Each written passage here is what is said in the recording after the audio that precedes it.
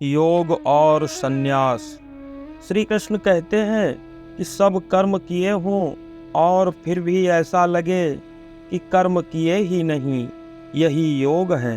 अर्थात अकर्ता की प्रतिष्ठा होना योग है। दूसरा पहलू संन्यास है। इसी बात को दूसरे लहजे में कहना कि कुछ भी ना करते हुए सब कुछ किया है, जबकि दोनों का मतलब एक ही है। योग और संन्यास एक ही सिक्के के दो पहलू हैं।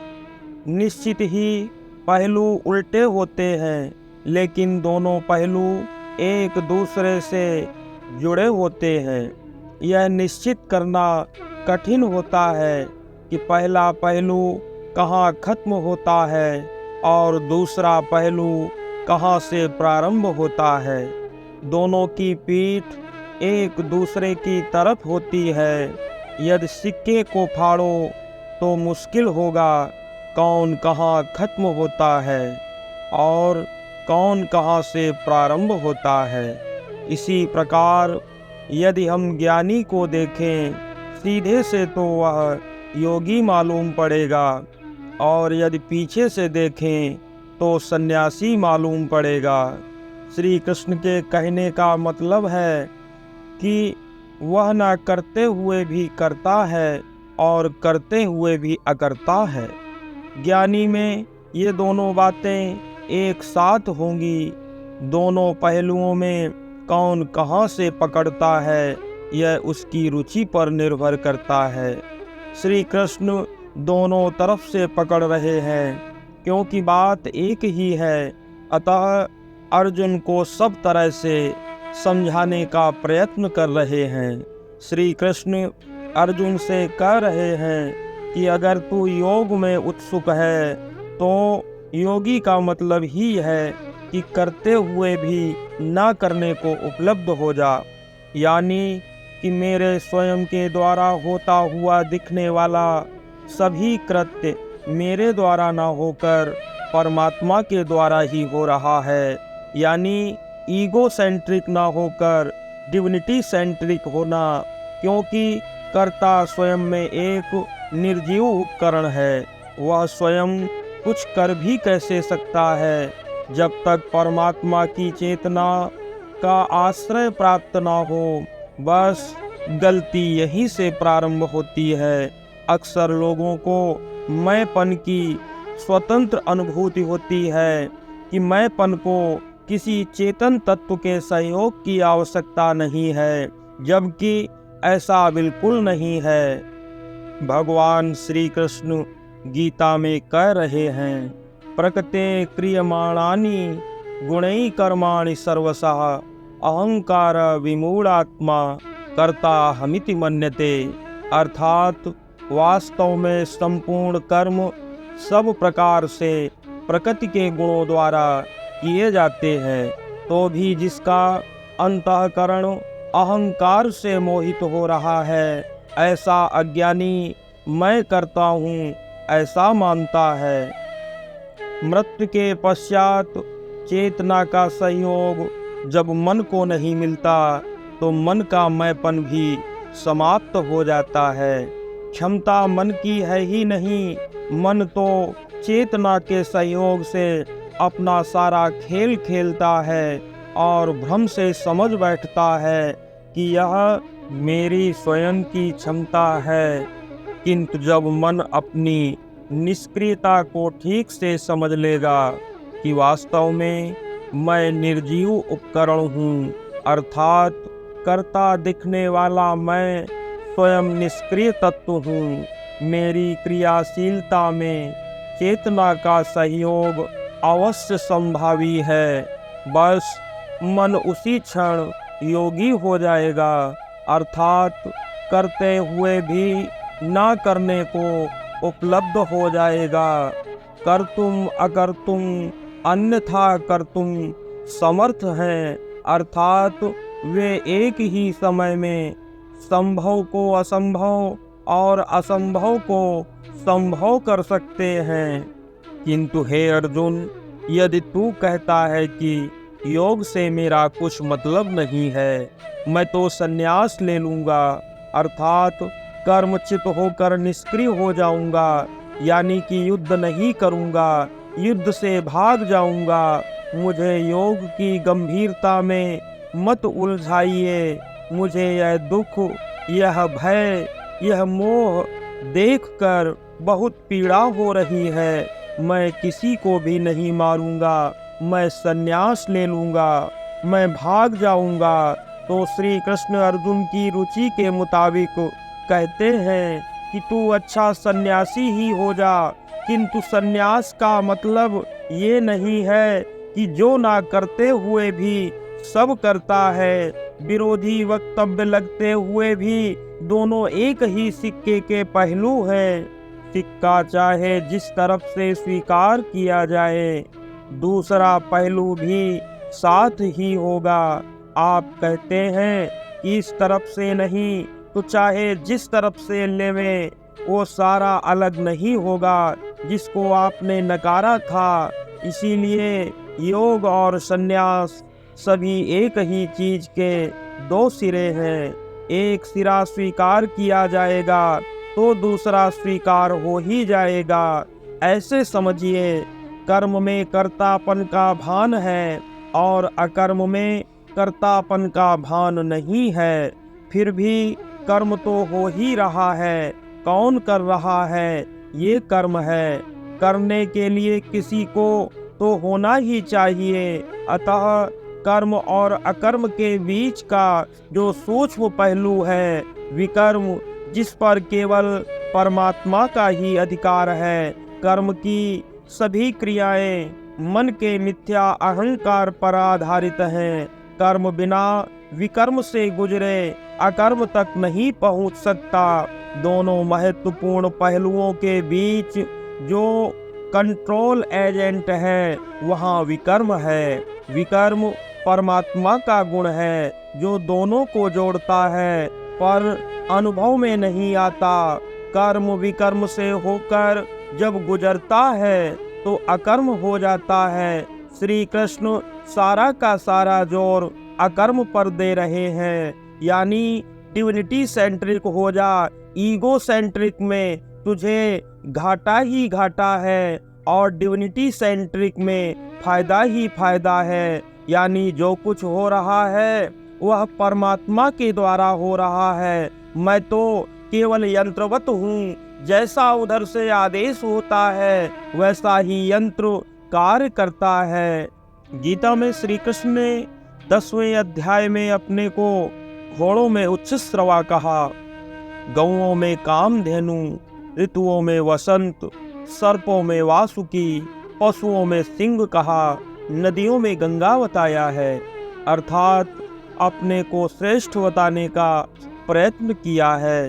तो क्या वे निकृष्ट वर्ग का प्रतिनिधित्व नहीं करते?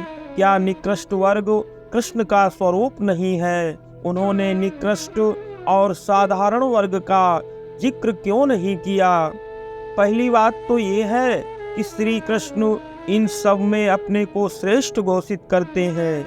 वे अपने को ऋतुओं में वसंत, हाथियों में ऐरावत कहते हैं, गायों में कामधेनु कहते हैं। किंतु दूसरी बात जो वो नहीं कहते हैं, यह भी तो है कि गाय और घोड़ों जैसी निम्न योनियों में भी अपनी तुलना खोजते हैं। इधर हर वर्ग में अपने को श्रेष्ठ घोषित करते हैं, लेकिन वे जरा भी फिक्र नहीं करते कि वह किस योनि का है। आखिर ऐरावत होगा तो हाथियों के वर्ग का ही होगा, कामधेनु भी होगी तो पशु वर्ग में ही होगी। असल में निम्नवत में भी श्रेष्ठतम की घोषणा करते हैं। मोटे तौर पर देखने से लगेगा कि वे अहंकार की बात करते हैं, किंतु बारीकी से देखें तो लगता है कि प्रत्येक जाति में श्रेष्ठता की बात कही जा रही है।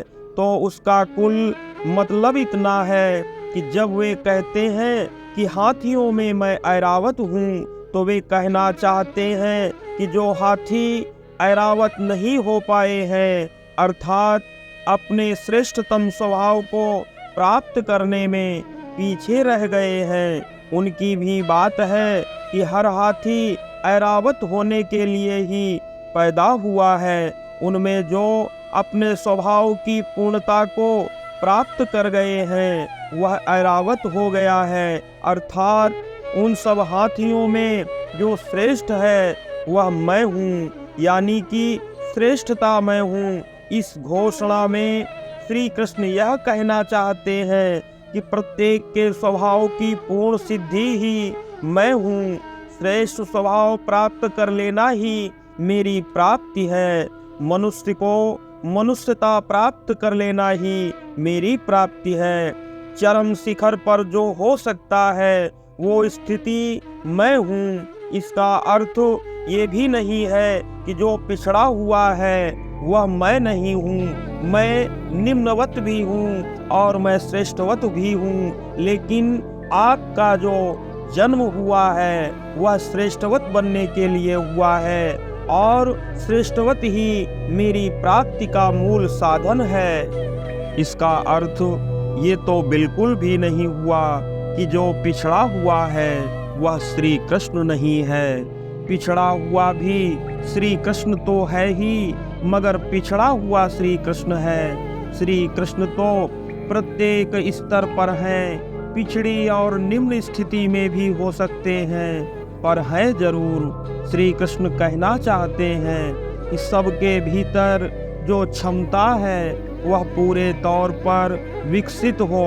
वास्तव में वही मैं हूँ। अर्थात सबके भीतर जो बीज रूप संभावना है, उस संभावना का जो अंतिम उत्कर्ष है, जो अंतिम लक्ष्य है, विकास शिखर है, वह मैं हूँ। विकास थोड़ा भी बाकी रहा तो तुम पीछे रह जाओगे और तुम मुझे प्राप्त ना हो पाओगे। इसीलिए क्षत्रित्व को पूरी तरह स्वीकार कर तो तू श्री कृष्ण हो जाएगा, पूर्ण हो जाएगा, कृष्णमय हो जाएगा। जब कोई अपने श्रेष्ठतम स्वरूप को प्राप्त होता है तो वह प्रभु ही हो जाता है। ईश्वर शब्द ऐश्वर्य से बना है।